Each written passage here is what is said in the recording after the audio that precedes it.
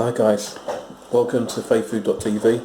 As you know, I send blogs and video vlogs out regarding the things which happen in the world at this time, which is crazy. Well, many people dying, 980 people in England overnight died. Can we really comprehend what that is, what that means? Can we really comprehend? Can we take it in?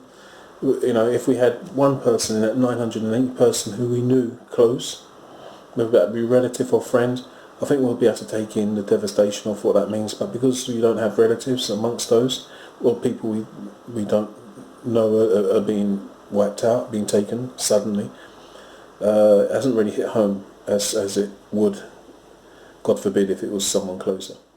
So as you know, that we had our own Prime Minister in England has recovered. That's a blessing. Obviously, no one wants to be taken ill. No one wants to more than a cough or a cold or a couple 7 days symptoms. But obviously, we know that what he had went more than 7 days, and he went into intensive care. It could have went either way. That's what he said. It could have went either way. The fact that he's alive today, he knew that it was down to many things. He thanks everybody. When you look into the camera lens, he thanks everyone that he could remember to thank, but God. The only person he left out is God. He didn't mention one thanks to God. Now, whether you're a believer of God or not, this is a time to start acknowledging God. And I can't believe that the Prime Minister had not one word to say in thanks for God. And he was close, so close, to actually meeting God face to face in a way he doesn't want to meet God. Or, should I say, find himself in a place where he doesn't want to be before he gets to meet God face to face, or whatever the realm.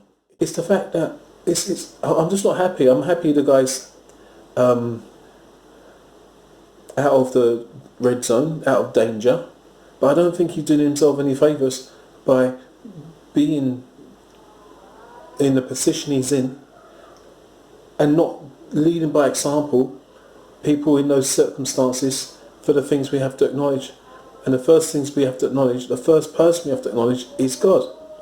And it seems that no matter how desperate things get, how close it gets, people come to the end of their lives, they're still not going to acknowledge God. They're still going to thank everyone. I mean, the fact that he's giving thanks to people who don't actually have the control of his breathing facilities. I mean, they have the facilities, but it's not the facilities which is keeping him going, keeping the breath in him.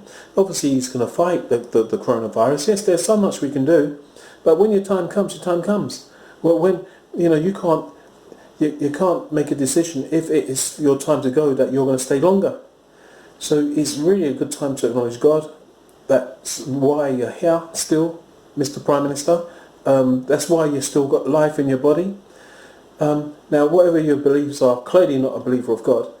It's obviously your choice, and I'm not trying to force religion, if you want to call it religion. That's the only way I can see it. It's actually faith in Jesus Christ upon you.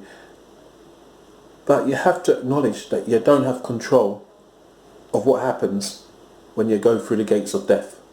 You've got to acknowledge that you have to bow down, acknowledge a superior one than yourself, and give thanks to him, or acknowledgement of him, if you come so close to the end of your days.